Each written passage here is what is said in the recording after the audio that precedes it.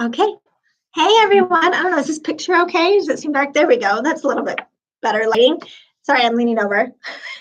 This is Dr. Cash Pitt. For those of you who don't know, I don't know if there's anybody part of our community who doesn't know who Dr. Pitt is, but because he's so great. But we are really, really, really grateful for his time. He has prepared some answers and information for you. But if at any time you have a question, just feel free to pop it over in this little box over here, and we can answer those for you as we go along. So your turn, Dr. Pitt. Thank you. All right. Well, thank you. I'm happy to do this. Can I turn this a little bit there? Okay. All right. So, yes, feel free to jump in with any questions at any time. I don't mind being interrupted, especially because this is supposed to be a resource for you all out there. So let this be a resource for you, and just feel free to jump in and ask away. So we have some questions that have already been asked that I would like to start with. So we're going to be talking today mostly about cochlear implants, about how they work, and some basic information about cochlear implant technology. So there are many questions that people will often ask me, and one of those questions that I often get, first of all, is how does a cochlear implant work? Well, it's actually when you think about the technology of a cochlear implant, it's actually surprisingly simple, but also very complex. So when you have a cochlear implant, you have two parts of technology.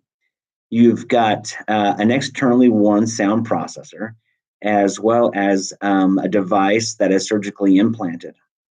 So an ear, nose, and throat surgeon would be the physician who would implant the internal device, and an audiologist would be the professional who would be taking care of the external hardware. So I'm just going to grab a sound processor here and just kind of talk about how a cochlear implant works. So each cochlear implant sound processor has a microphone on the processor. This particular processor is a Nucleus 7 from Cochlear Corporation. And so sound comes into the microphone, where it is then taken in and analyzed, digitized, and then it is sent through a series of a cable and coil that is then transmitted to an internal device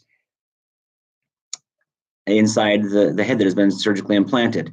And that information that is transmitted by radio frequency goes to the internal device, where again it is digitized, analyzed differently, and then the information is sent to a series of electrodes that are implanted in the cochlea. And then from there, the information is sent up to the brain, where it is then processed. At the end, there's going to be some links that I've provided that will show how a cochlear implant works from the perspective of each of the three manufacturers that we work with in the United States, which is Advanced Bionics, Cochlear, and MED-EL. The next question that I often will get is, who is a candidate for a cochlear implant? And this question is a little bit more complicated, because it does depend on who is the person coming in to be evaluated for the cochlear implant. But if you were to say generally, who is a candidate for a cochlear implant, when you're talking about children, we're looking at people who have a hearing loss that is severe enough that a hearing aid will not allow them to develop or learn spoken language. So typically that is about a severe to profound hearing loss. The more profound the hearing loss, the easier it is just to say you're a candidate for a cochlear implant, and you should go in for the cochlear implant. The closer you get to severe hearing loss, the more you need to be looking at other aspects, such as what are they doing with spoken language? How are they hearing? Part of candidacy also is affected by your cause of hearing loss, your diagnosis, are there other complicating factors, etc. Typically, when we're talking about candidacy for a cochlear implant, one thing I want to point out is that it's important for you to seek a consultation from an audiologist as quickly as possible, as early as possible. In the United States, the FDA criteria is 1 year old to get a cochlear implant, but there are some exceptions to that rule. So one thing you don't want to do is to delay your time of getting a cochlear implant because you're saying, I'm not 12 months old yet, and I'm not going to go in until I'm 12 months old. So as soon as there is a question about whether you're a candidate or not, you really should consult an audiologist. And so the question is, what kind of audiologist do I see? Not every audiologist does cochlear implants. So you need to find an audiologist who does cochlear implants to get that information. Let's see here. I lost my train of thought for just half of a second here. So talking about timing. If you've got a child who has got a profound hearing loss, then that's more likely a candidate for a cochlear implant, and it's a little bit easier to get the process going. If you've got a more severe hearing loss, then the process can take a little bit longer to do a medical workup, an audiologic workup. So we need a little bit more time to do that evaluation. My goal for doing surgery would be that we are planning on having surgery as close to 12 months or as early as we possibly can. Timing, we know, is important for getting a cochlear implant. The younger you can get a cochlear implant, the better the outcomes are.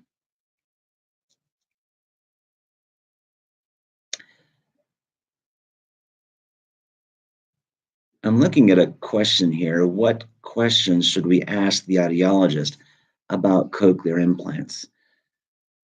Let me think on that question, because that one question that you should be asking right away is, well, one, you want to make sure, am I a candidate for a cochlear implant? And that's going to depend on your hearing loss and benefit with a hearing aid. But maybe more also about kind of your lifestyle. Because I'm often asked the question, which cochlear implant manufacturer should I pick? And a lot of that is driven by your lifestyle. So it's important to kind of ask questions about which device will accomplish or will fit with my lifestyle. We know the outcomes are very similar across the manufacturers. Well, while there are some differences in terms of their technologies and some other features, outcomes are very similar. So it's really okay to make a decision based upon some of your lifestyle features also. Let me think about other questions that would be important to ask an audiologist about cochlear implants. Maybe some things about what you can and cannot do with a cochlear implant. There are cochlear implants don't exclude you from a lot. Personally, when parents ask me if their kids should play sports, I typically will tell them I'm okay with them playing sports as long as they're comfortable with it. I typically say my exception is rugby. Any sport that is going to have direct contact with the cochlear implant, that it's going to increase that likelihood, I would be more inclined to say no. We don't want to damage that internal device. But other sports, I'm often asked about football. Personally, I think that football is okay as long as we're wearing our helmet. Soccer, as long as we're okay with knowing that we have to retain the device somehow on the head, near mold or some other way. Those are all sports that I'm okay with them playing. Let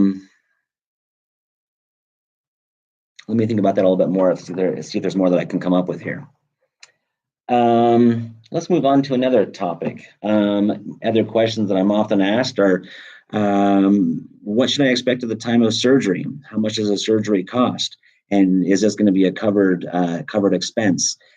When I look at costs of a cochlear implant surgery, the cost ranges a whole bunch depending on where you're having surgery done. So it's really hard to kind of put a price tag on the cost of surgery just because it ranges so much. But you can say that most insurances will cover cochlear implant surgeries.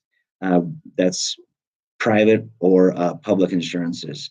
Most insurance plans will cover cochlear implants. There is an exception that if you have an employer that is a small employer for just a few employees, those plans do tend to carve out cochlear implants. So in those cases, it's important to talk to your insurance beforehand and know what you're getting into. If there is an issue of your insurance doesn't pay for cochlear implants, there are some options for helping on the surgery side that you may talk to your surgeon or your audiologist to see if there is a resource for you. The process of surgery, the surgery is actually, for a lot of the surgery, is a fairly straightforward surgery that ear, nose, and throat surgeons do routinely. But once they get to the point of actually implanting the cochlear implant, that's where it becomes specialized, and that's where you want to have a surgeon who has been trained to do cochlear implant surgery. The typical time for a cochlear implant surgery can range from about 2 to 3 hours, depending on whether you're doing one side or two sides, or if there are any complicating factors. The more you add complications, the longer the surgery is going to take. Typically, a surgeon would see you the day before surgery for a pre-op evaluation, and then you would have your surgery the next day. Most of the time, cochlear implant surgery is an outpatient surgery. So most people will go home the same day of the surgery. And then as far as post-op goes, it's going to depend on the surgeon. Some surgeons will want to do post-op evaluation 2 to 3 weeks out. Some go a month, and some go less, or some go more. So for that, you'll need to talk to your audiologist or surgeon specifically to see what their preferences are. Those preferences are based a lot upon concerns about making sure that we don't have any infections after the time of surgery, which is very rare, but that is one of the concerns about the timing for the activation of the external device. In my experience, I'm typically doing activations probably about 2 to 3 weeks after the surgery. And that does depend on the schedule. It depends on the person, but that's pretty typical. So I'm referring to my my notes that I've made here for myself.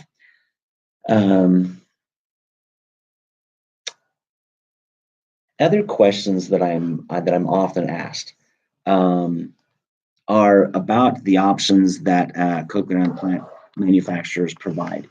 And let me move this here so I don't have to, sorry, that was really kind of rough.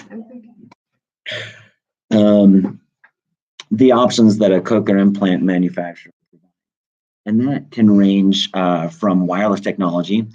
Cochlear implant manufacturers have wireless technology so that you can connect directly to your phone, whether that's directly to the phone or with an intermediary, such as a compiler on the neck or with an FM system. There are ways that you can connect wirelessly.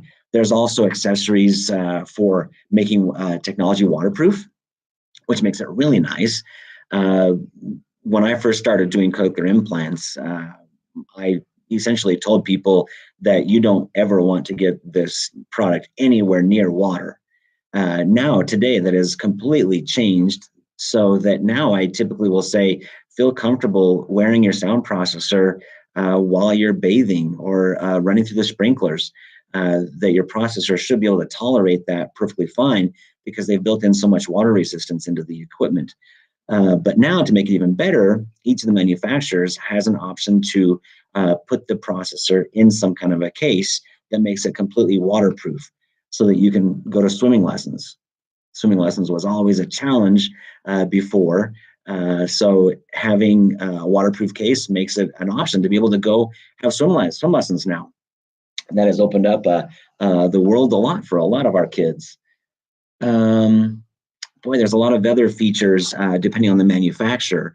So I'm going to refer new people to the manufacturer websites. And those features, they change very frequently. So if you're contemplating getting a cochlear implant, it's important to do research based upon current information. And each of those websites will have current information. So at the end, we'll have those manufacturer websites so that you can refer to any of the features that they are offering. I should have answered this question earlier about what does it look like after you have had surgery. And this has changed a whole bunch, and it also varies depending upon where you're having surgery. When I first started doing cochlear implants, we would shave, they would shave a whole bunch of the head. And that left a great big opening, a big shave, so that you have part of your head would be regular hair and the rest of it would be completely shaved. And then quickly after that, the shave has changed a whole bunch. And now the shave is really pretty minimal, and the incision is significantly smaller than it used to be. So today, from most places, in my experience, you will be able to come out of the surgery and have your hair look fairly the same as it was before surgery, with a little bit of an incision, but you're going to have a little bit of some strips of tape over the incision. The size of the incision is going to change depending upon your surgeon, but it is significantly smaller today than it used to be. So you're going to have those tapes on your incision, and then most surgeons will have a bandage that you'll wear around your head. And it's important to follow the advice of the surgeons for when to remove those bandages. Some want you to remove it on your own, and some want to remove it themselves at a post-op appointment. I'm also asked about how will I feel after the surgery? And honestly, this depends upon whether you're a child or an adult. I typically will tell my adult patients that adults are probably worse than the babies, because adults will lay around for a couple of days complaining about the pain, whereas a child will be up and playing the same day. I've been at the hospital within hours after the surgery and seen the kids up and running down the halls after having just had cochlear implant surgery. So I think that kids tend to tolerate it a little bit better than the adult patients. Typically, if you're a child in school, if you had a surgery, let's say, for example, on a Friday, you probably would be okay going back to school on a Monday. That's how quickly you can recover from the cochlear implant surgery. There's a question here that's a good question, and I think I'll just jump right to this because this is a great time for it. The question is, can you have 2 implants done in one surgery? And what are the benefits of having 2 rather than 1? And this is a great question. Thanks for asking that question. Yes, you can do 2 implants in one surgery. The surgeon may have some preferences depending on the child, and that's probably more related to anesthesia risk. But most of the time, in my experience, kids can have both ears done in the same surgery. It doesn't exactly double the time of the surgery, but it does add some time, of course, to the surgery time. The benefits of bilateral implants over one implant. I'm going to go one step further backwards and say that it's better to have 2 ears than it is to have 1 ear, and regardless of the kind of technology. Today, we are implanting people that are a little bit different than we were a long time ago. And today, we are seeing that we're implanting people that have better hearing on one ear than on the other ear. And so for those people, I'm typically advising that we want to be wearing amplification, whether it's a hearing aid or a cochlear implant, on both ears, because the benefits are pretty significant. What we see as benefits are things such as localization is one of the things we talk a lot about. So knowing where sound is coming from. And let me just say that we're making good progress on localization, but we still have a good amount of time, we still have a good amount of progress to make with true localization, meaning being able to pinpoint exactly where sound is coming from. We know that having 2 ears makes it easy to lateralize, meaning which side of my body is that sound coming from. But being able to pinpoint it exactly is still a little bit harder. But it's better with two than it is with one. With one ear, you'll find that when people hear a noise, they tend to turn their whole body around or turn their whole head around looking for where that sound came from, or asking the question of, where are you? I often hear stories of parents saying, the child will ask, where are you? And they'll say, I'm here. And the child will say, where is here? And so it gets really hard, but with two, it makes it a lot easier to be able to figure out where that sound is coming from. But that's not the major benefit. I think that the benefits that are really important are a lot more subtle, that we may not be able to identify through doing a lot of our tests. We know that speech understanding and background noise is significantly better when you have two ears than one ear. But there are other benefits that I think are really important. And one of those benefits is listening fatigue is significantly less with two than with one. So when a child has to spend a day at school listening, they are significantly more tired at the end of the day with one versus two. For my children who have gone from one to two, a very common report from parents is that, boy, very quickly, they went from coming home at the end of the school day saying, I am so tired, I can't do anything else, to I can actually get my homework done. Now, I'm a father. I know that doing homework is always a battle, but the listening fatigue makes it significantly better when you have two. We know that timing of response is better when you have two versus one. So, for example, when you ask a child with one implant a question, the processing time is significantly greater with one than it is with two.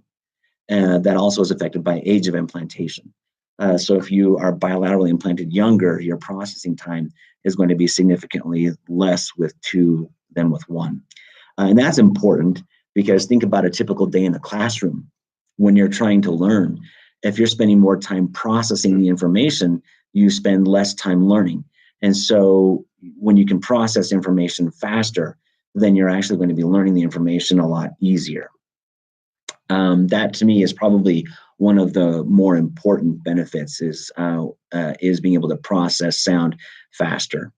One of the other important things that we need to consider is that the quality is significantly better with two implants than with one. We see this comment made a lot, mostly by adults, because I think kids don't know how to make this kind of a comment. But I hear the comment when people get the second side activated that, wow, I'm in stereo, that the sound is a lot more full. And it also makes it sound a little more natural. Does that affect how well you perform? Yes, I think it does. Because in the end, if sound quality is better, you're going to spend less time focusing on filtering the information to it just sounds natural, and you just process it. Whenever we can make hearing closer to natural hearing, it's going to improve understanding speech, making it easier to learn. We know that with two, it sounds a lot more natural. So that makes learning educationally a whole lot easier. So if we start out early with two than with one, then we're already starting off at a significantly better advantage. If I didn't answer that question for you, please feel free to ask more questions about it. So I'm going to continue on. Let's talk about mapping. This is a question that comes up a lot. So what is mapping? How often should I do it? And I think that this is also going to depend upon the audiologist. So I'm going to share with you what my preferences are. Mapping, first of all, is it's a process of programming or individualizing the cochlear implant for the recipient. So a common misconception is that a person is given a cochlear implant, it's activated, and they're hearing naturally. It's not the way it works. We have to program the cochlear implant for each individual, for each electrode. And that process needs to happen over time because of the way our body responds to the electrical stimulus. That's affected by hormones, other chemicals in the body. So it's important to keep up with those changes. So as far as how often to program, I'm going to tell you what my philosophy is. And then you can talk to your audiologist about what their preferences are. My philosophy is mostly based on how can we make education better for kids. So because very young, we want them to be learning language.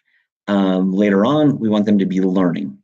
So my philosophy is I want to be seeing kids about every 3 months until their language is good enough that we can tell from the way that they're speaking or from the way that they're hearing that they need to get in to have their map corrected.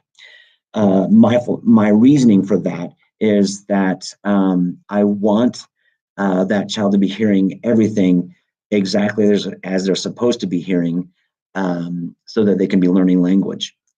Also, add to that technology is critical. As a parent, I completely understand that when you're parenting, it's your life is busy. You're paying attention to a whole lot of details, and there are a lot of details that you can miss on the technology.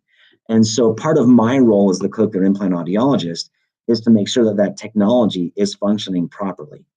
So the more frequently that I can make sure that the technology is working, as well as that the child is hearing properly, the more that increases the likelihood of them developing spoken language correctly.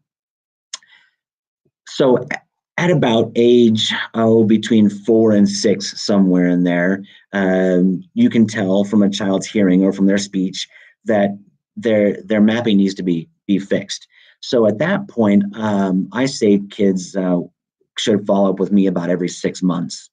Again, my rationale there is that I want kids to be hearing everything the way that they should be hearing in school, so that hearing is not the issue or the reason why they are having struggles academically. So when you come in that frequently, do you expect to see a lot of changes? The answer is no. My goal for programming is that I see very few changes over time.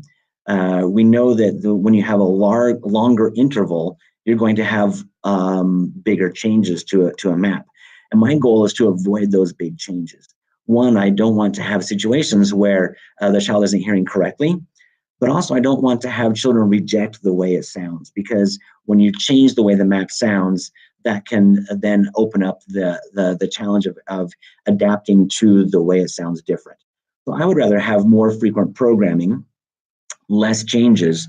And also, part of that rationale is that hearing can be an easier thing to fix or to take note of than other issues. So, for example, if a child is not producing a sound correctly, is it because they're not hearing it correctly, or because they just aren't producing it correctly?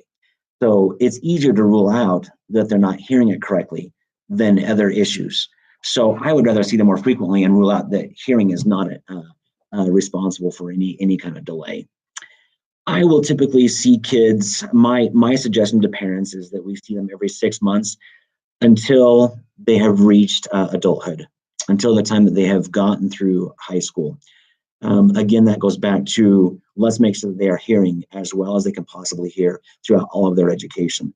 I would really hate for a child to be programmed in August or September and then have them come back the next year and know that they've been struggling, and who knows how long they've been struggling. I would rather that we see them more frequently to avoid that kind of a scenario. I want to talk a little bit more next about kind of what do I expect when a child has a cochlear implant. So kind of what do I expect as far as outcomes go? And this is important to say that this is going to vary depending upon the child.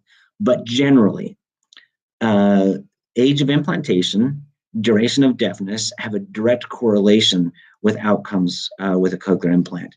So in children who have no other complications, no other diagnoses or illnesses, the earlier they're implanted, the more you can decrease their duration of deafness, the better their outcomes are going to be. Now, having a cochlear implant, just getting the cochlear implant is not going to be the answer. Children who engage in a strong program that focuses on listening and spoken language will have better outcomes than children who do not.